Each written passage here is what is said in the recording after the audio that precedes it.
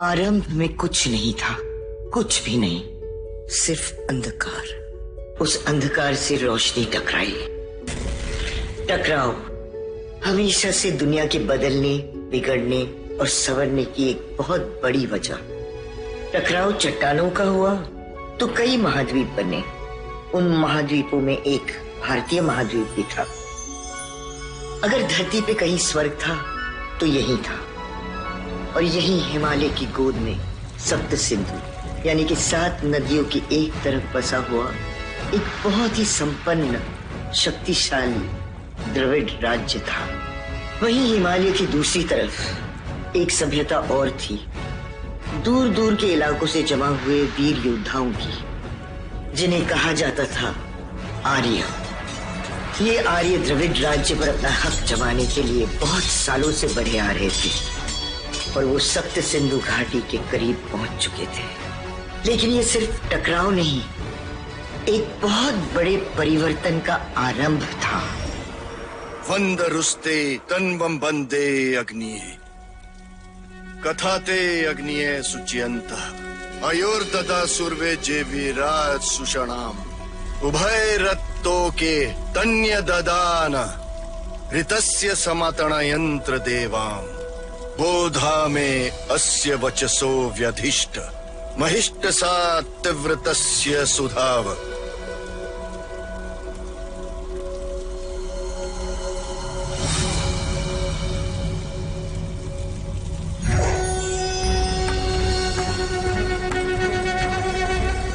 इंद्रदेव का संकेत मिल गया है।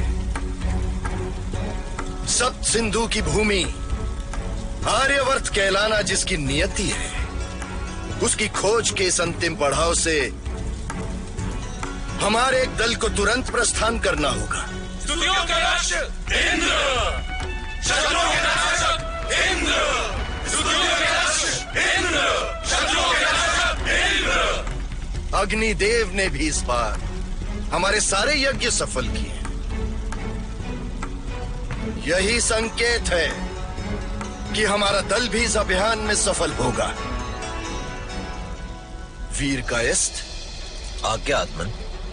तुम्हारे साहस ने आर्यों को हमेशा बहुत सम्मान दिलाया है। इंद्रदेव की इच्छा पूर्ति करने वाले दल की अगुवाई तुम करोगे। पुरोहित अग्निमित्र, मैं शायद आपका यह आदेश सुनने के लिए ही जीवित था। आपका यह आदेश किसी भी आर्य के लिए खुशनसीबी होता,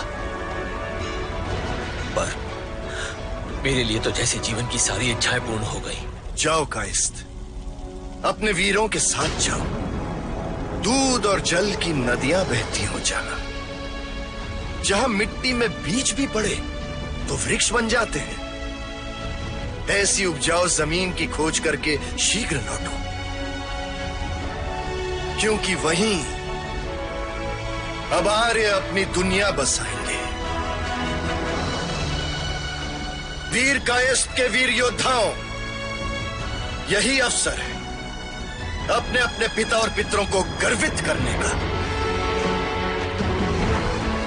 जाओ और अपना कर्तव्य निभाओ।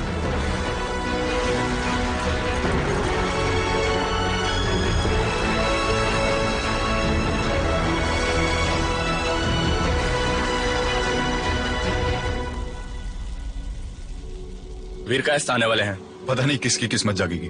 वैसे तुम्हारा जाना तो तय है, क्योंकि रास्तों की समझ तुमसे अच्छी किसी को नहीं। तुम्हारा कहना सच हो वरुण देव। हमें सिंधु नदी के दुर्गम मार्ग को ढूंढकर जल्दी वहां पहुंचना होगा और वहां की उपजाऊ जमीन पे आर्यवर्त की स्थापना करनी है। कितना महत्वपूर्ण अभियान है और उतना ही मुश्किल भी।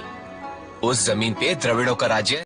हमने यहाँ तक का सफर तय किया है, वो चाहे जितना भी मुश्किल क्यों ना हो, हम उसे हासिल करके ही रहेंगे। तुम्हें क्या लगता है वरुण देव, शिवान के अलावा हम में से कौन होगा?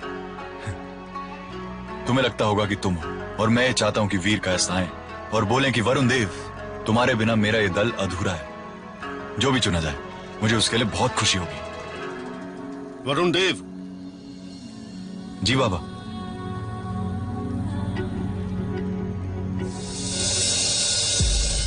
बाबा, ये जनेऊ तो चांदी का है। यही सोच रहे हो ना कि हम तांबे का जनेऊ पहनने वाले आम योद्धा के हाथ में ये चांदी का जनेऊ कैसे, जिस पर केवल सभासदों का अधिकार है, जिस प्रकार सोने के जनेऊ पर केवल पुरोहितों का अधिकार होता है। जी। तुम कुछ ही महीने के थे जब सफर को जाते हुए एक सभासद हमारे घर पे रुके थे और हमें सेवा का अवसर दिया था। जाते समय उन्होंने तुम्हें अपनी गोद में उठाया था।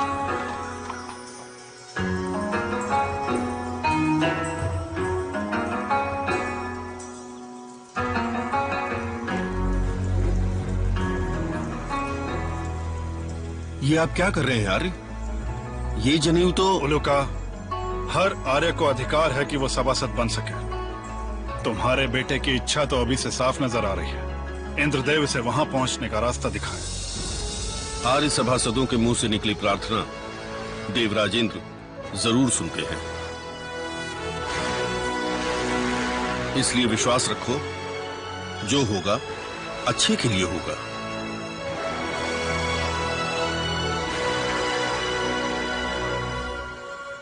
आर्य वीरो,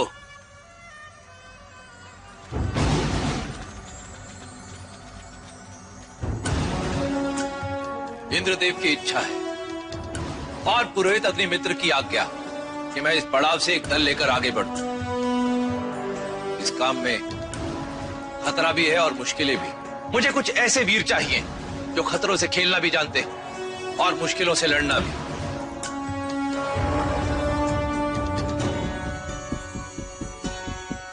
सिवान, तुम इन पहाड़ों को, इन रास्तों को सबसे अच्छी तरह से जानते हो, इसलिए सबसे आगे रहकर इस दल की अगुवाई भी तुम करोगे।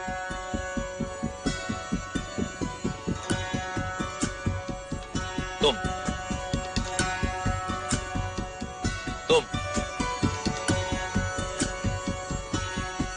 और तुम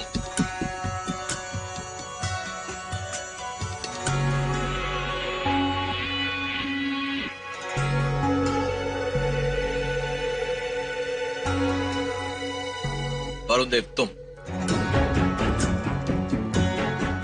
समय बहुत कम है वीरो, तैयारी करो, अभी चलना है।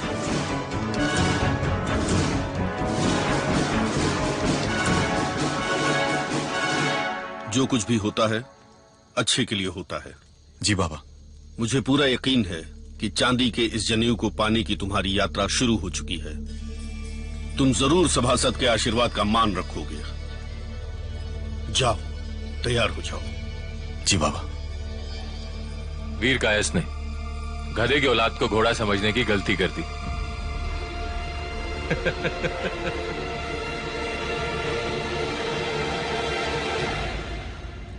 बार बार आपकी बेइज्जती नहीं कर सकते। नहीं वरुण, नहीं।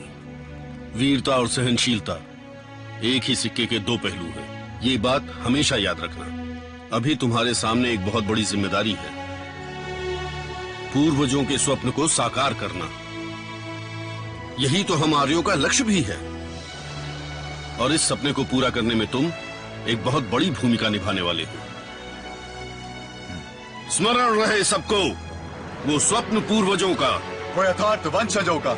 लक्ष्य अब यही है, हमारे विजय ध्वजों का। आर्यवर्त, आर्यवर्त, आर्यवर्त।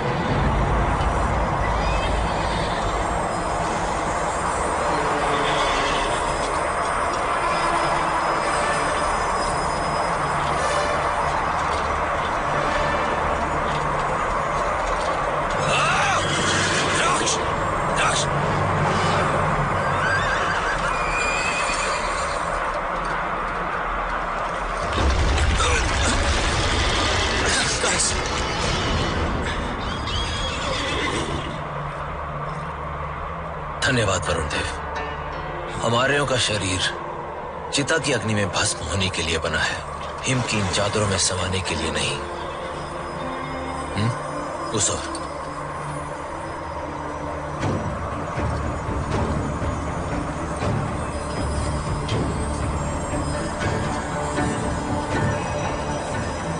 रुक जाओ, तूफान थमने तक यही इंतजार करेंगे।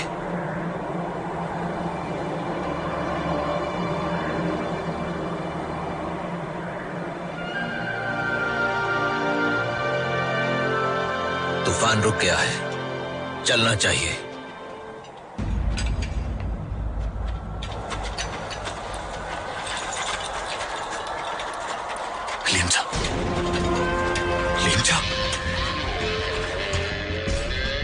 ये तो वही दस्यु है जो मानवों का मांस खाते हैं, उनका रक्त पी जाते हैं।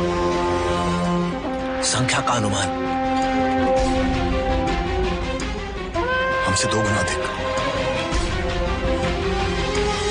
हमें इनसे युद्ध करना होगा, परंतु स्मरण रहे युद्ध सूर्यास्त के पूर्व समाप्त करना होगा, क्योंकि हमारे सूर्यास्त के पश्चात युद्ध नहीं करते। परंतु इन लीमचाओं के लिए ऐसा कोई नियम नहीं है। आर्यवर्त के योद्धाओं, मरो या मारो, परंतु इन जानवरों के हाथ जीवित नहीं लगना।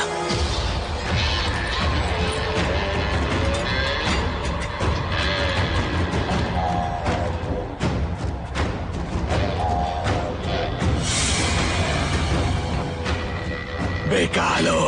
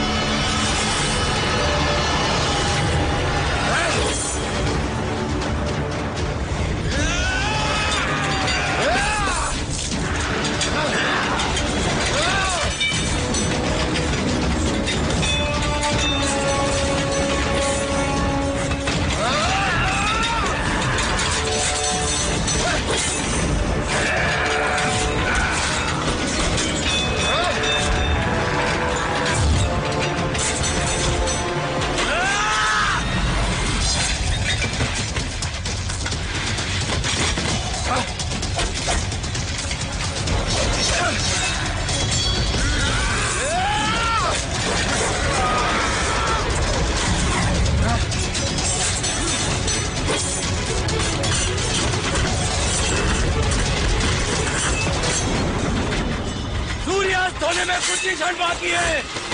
सीधी जानवरों को मार डालो।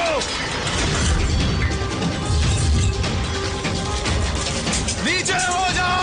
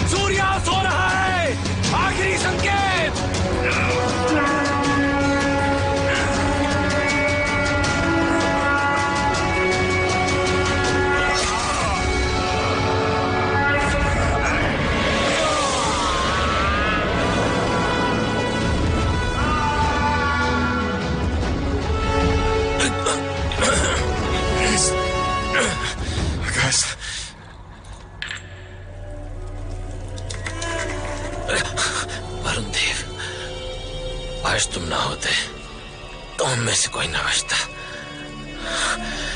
सप्त सिंधु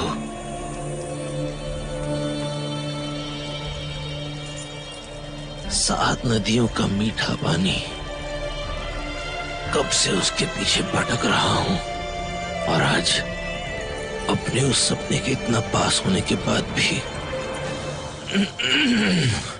नहीं वीरकास्त, ना अधूरे सपने के साथ मैं मरूंगा और ना ही आपको मरने दूंगा।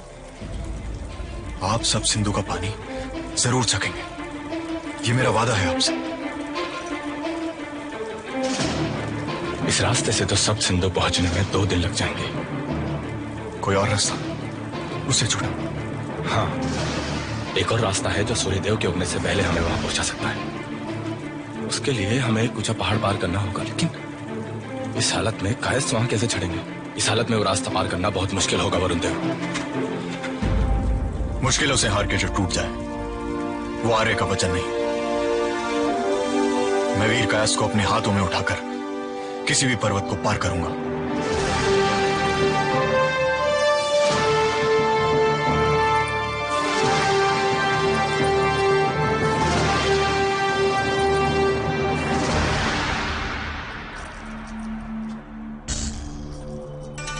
बच्चा बना दिया तुमने मुझे फिर से।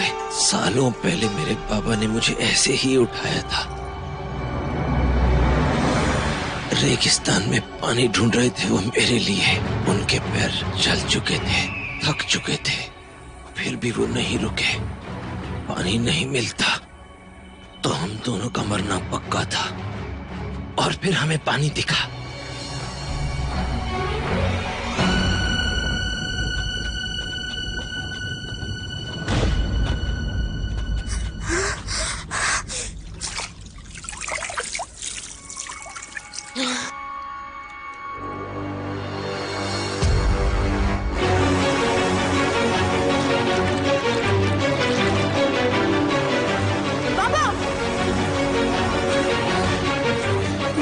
बाबा ने अपनी बुझती आंखों से मुझसे इतना कहा, इस रेगिस्तान से चला जा, दूर, बहुत दूर। इस रेगिस्तान के बाहर सब सिंधु के पार एक ऐसी जमीन है जहाँ कोई प्यासा नहीं, कोई भूखा नहीं मरता है।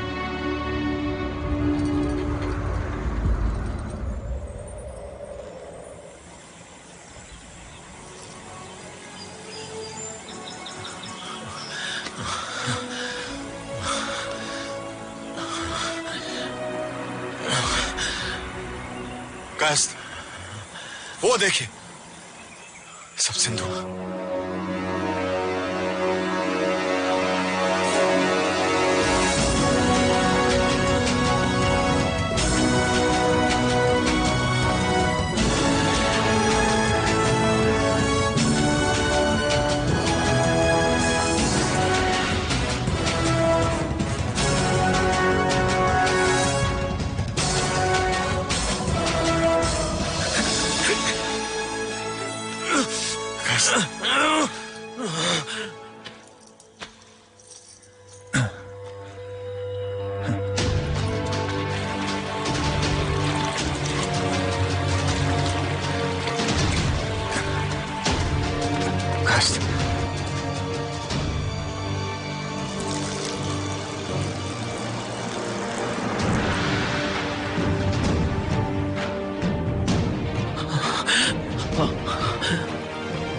अमृत।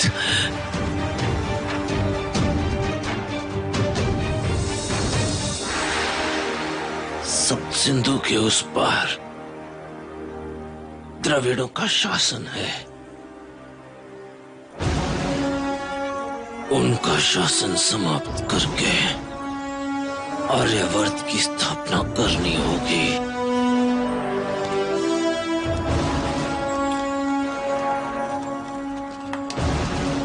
मेरी तलवार, मेरी तलवार।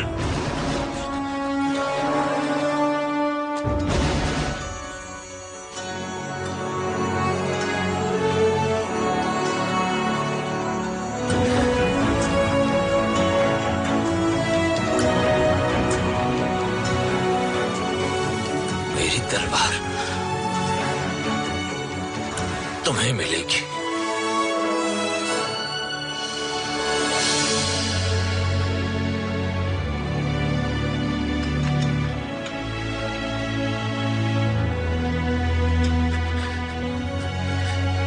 सिवान आर्य सभा के सभी सभासदों से कहना कि अपना उत्तराधिकारी चुनने का अधिकार मुझे और मेरा उत्तराधिकारी केवल वही होगा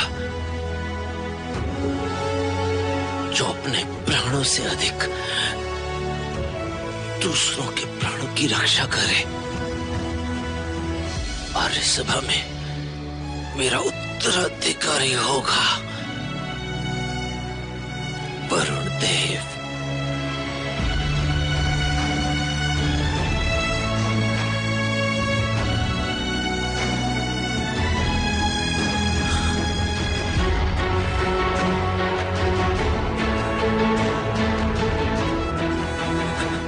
आर्यवर्त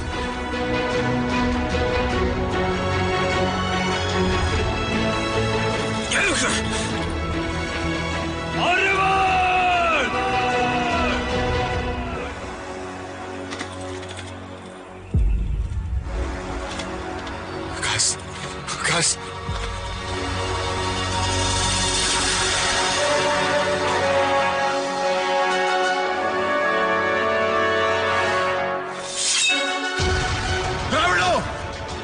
आर्यवर्त के असली अधिकारी आ रहे हैं।